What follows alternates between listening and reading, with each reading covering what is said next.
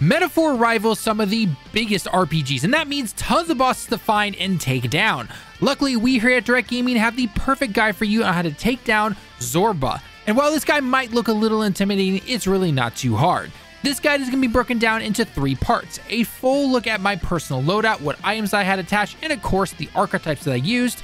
Then a breakdown of the fight and how to best avoid the boss's moves or defend against them. And finally, a full playthrough of the boss fight sped up a tad to show you how to use everything that you have learned in real time. With that being said, let's get started. Now, since this is the first boss technically in the game after the day system has started, there's not much to really juggle when it comes to abilities, archetypes, and such. However, there are a few things I still want to go over. First, if you have saved up money by selling any items like gems that you have found during the demo section of this game, you can buy armor and weapons from the shop merchants that you have seen throughout the town. While it's not required by any means, any stat increase can be helpful, not to mention you've probably found some decent weapons and armor when it comes to just going about this dungeon, especially if you did any farming guides. If you need some help kind of leveling your characters up in this early part of the game to better prepare yourself for the later halves in the game, by all means go ahead and check out this video right here, by the way, on screen, as it will help you get some extra coins, some extra experience, and level up your archetypes a lot faster to again help you prepare for further battles.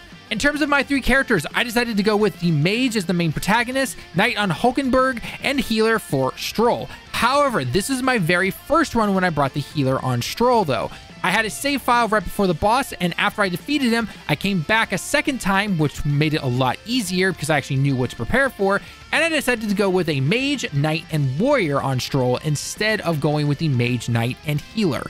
It did work out for the very first run that I was able to beat him, but when I tried to use that exact same formation again for my second, third, and fourth times facing off against this boss, it didn't work out too well. Then I switched over to what you're currently about to see, and it worked out amazingly. One thing I did with my classes before entering the battle though is I also let all 3 of my classes inherit Hama, aka the light base attack, since the zombie minions that this boss is going to be summoning are weak to both fire and light.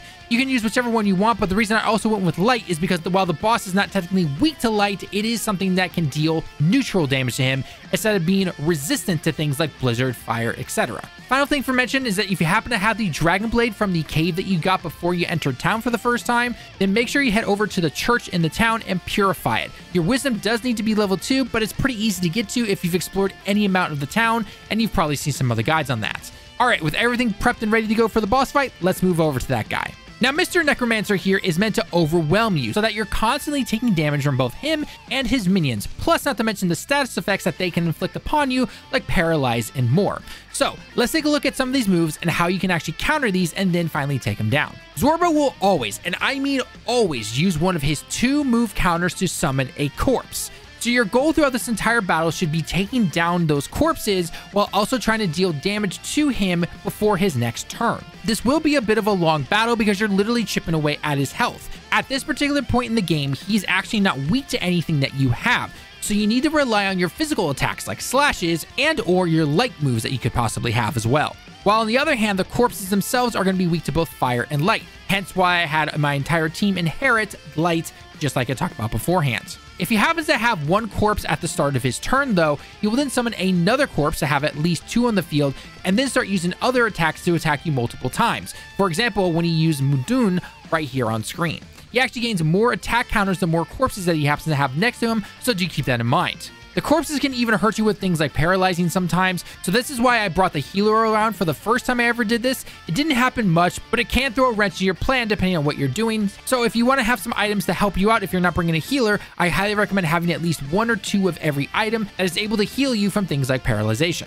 After using that particular loadout, loading up my save file and trying the second one out, it actually worked a lot faster and I never had to deal with any of the status effects from the boss itself. Alright, so we know how the boss works. He summons a corpse, the corpse attacks you multiple times depending on how many there are, and he might throw in a move or 2 that can paralyze you. Pretty standard stuff, but again, the biggest thing is that they are going to surround you essentially if you're not taking care of them fast enough. This is a long drawn out battle, so get ready. Now that we know the moves though, let's talk strats on how to actually beat this guy. An example of a strategy that I personally use is having, say, my Knight and my Mage handle the corpses while having my Warrior do damage to the boss, along with finishing off any corpses that happen to be near death. Hence the Fire Sword, since fire is strong against the corpses, and that's only going to use half a turn. Random side note in case you happen to forget by any chance, but just remember when you deal weakness to a particular enemy, that only uses half of a turn, whereas if you use a normal attack, it will use a full turn. If the boss or the enemies happen to dodge your attacks or block potentially, that will use up 2 counters, so you need to be very careful. So let's give you a full in-depth detail of a full turn that I might use here that you're going to see on screen. Starting with my mage, an example of this could be using fire or Hamna on the corpse with said mage, followed by an attack with my warrior like Slicer, then I can use Hamna with my knight, and then again followed up by my mage to continue to damage the corpse. Then I could go ahead and use a normal attack with my warrior, which doesn't use any MP. Keep in mind a lot of these moves that I am using do use my MP, but I have a lot of it, and I have that farming guide that you can go and check out if you want to. Then finally, before the entire turn is over, I can follow up with an attack from my knight, or if I really want to, I could use a move to potentially just focus all the attacks on the knight or block depending on how my turn went. Later on during the battle, you'll notice that I use things like synthesis moves to use things like jump thrust with my knight to lower the boss's defense, making it go a little bit faster. However, this does throw a wrench into the loop that I was using that was a very safe run, so if you don't want to play it safe and you want to go at it a little more of your style, then by all means go ahead, but again, this was just simply how I personally went at it. Otherwise, though, that's basically it when it comes to this battle. Yes, I know this is very, very short, but regardless, it's actually not that hard to take this guy down. He's just really tanky. Hence why I tried using some things like jump thrust near the end of the fight, but half my fight was literally just doing the same thing over and over again, and guess what? It worked out just fine, and I beat him no problem. Even going with the healer one that I used for the very first time I fought this boss, that was a little bit more hectic, but overall it still worked out pretty well. Now here's a full run of the boss fight sped up a tad to show you how to take Zorba down. If you enjoyed the guides, and the like on the video shows us that you enjoyed this type of content, and don't forget to check out our other Metaphor guides and content along with our other videos in the top right corner and pinned comment. Thanks for watching the video. I've been Taiwan Direct Gaming. I hope you have a great day and week, and I can't wait to see you all in the next one. Johnny.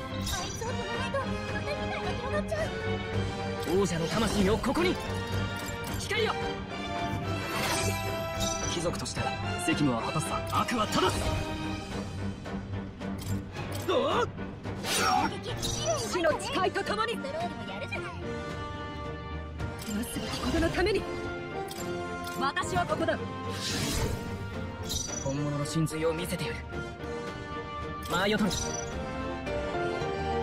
防御を固める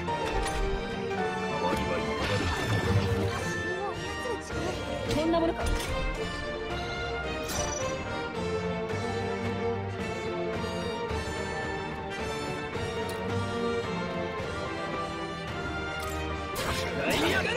みんな無事かこれが我が剣浄化の力よ大丈夫やれるよ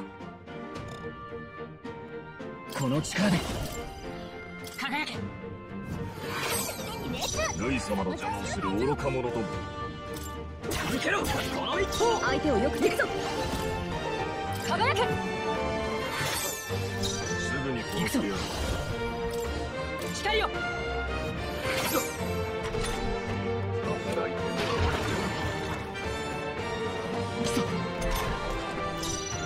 覚悟はいいか叩き切る無駄にあがくな我が正義にかけて浄化の力よルイ様の邪魔をする愚か者ども輝けすぐに殺してやる状況を確認する場合を取るこれが我が剣輝け終わりはいい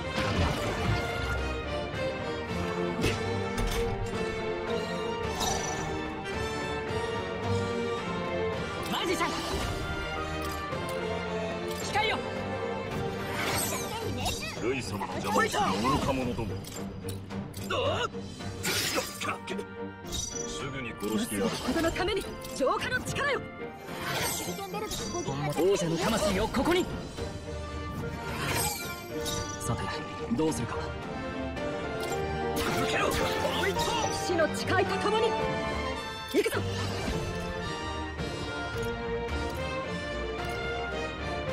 輝け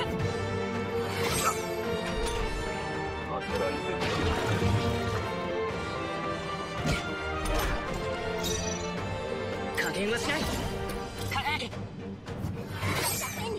ルイ様の愚か者と叩き切る騎士の血我が正義にかけて手裏剣ベルトの攻王者の魂をここに。正義のためにこのやりやがれ。無駄にあがくな。なすべきことのために。代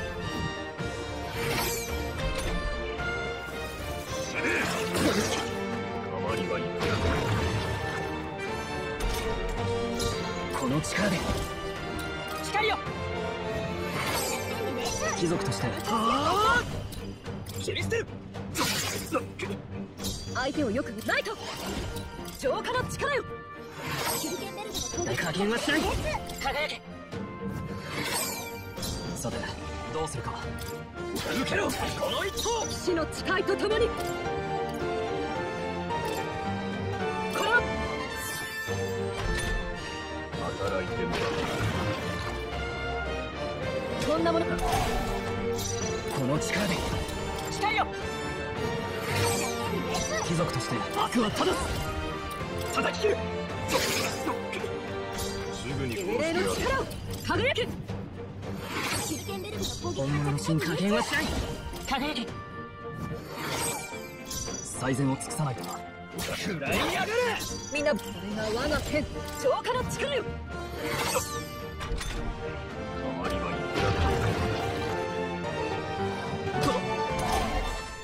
くらマジシャン光よ。貴族覚悟はいいか。切り捨て。相手をよくすることのために。マジシャン輝け。正義のためにこの受けろこの一投。みんな無事か。ライト輝け。働いてもらう。パスリキスだ。マジシャン光よ。正義のためにファイター叩き切る。状況を確認する。ライト浄化の力よ。落ち着け。輝け。やるぞ。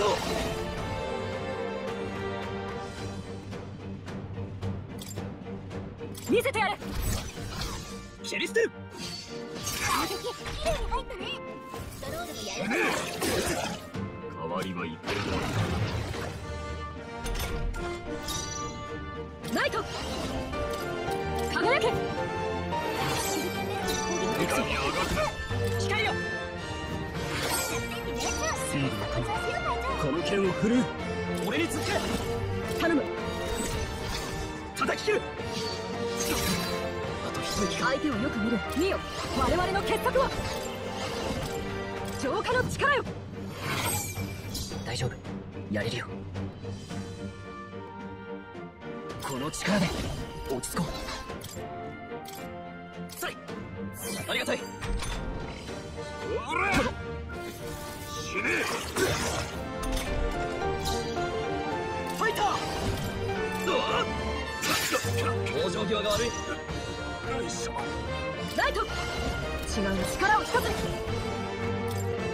共有する。我の力を見よ。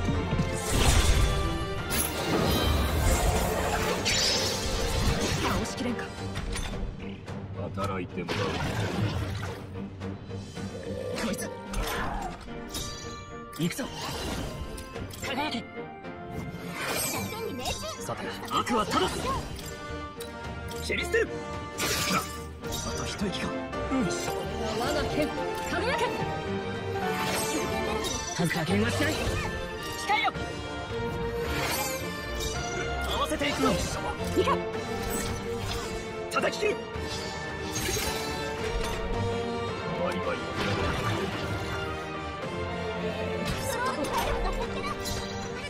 ら。ライト浄化の力よ。落ち着いて。マジシャン輝け。まだ勝機はある。空よ。ライト輝け。マジシャン光よ。ファイター。往生際が悪い。働いてもらう。負けるか。我が正義義にかけて浄化の力よ。行くぞ。輝け。覚悟はいいか。叩き切る。思ったより耐えるぞ。状況ライト輝け。マジシャン光よ。最善を尽くさん。あと一息か。終わりはいい。行くぞ。浄化の力よ。この力で輝け。さてどうするか。我が正義にかけて輝け。大丈夫、加減はしない。光よ。こんなバカな。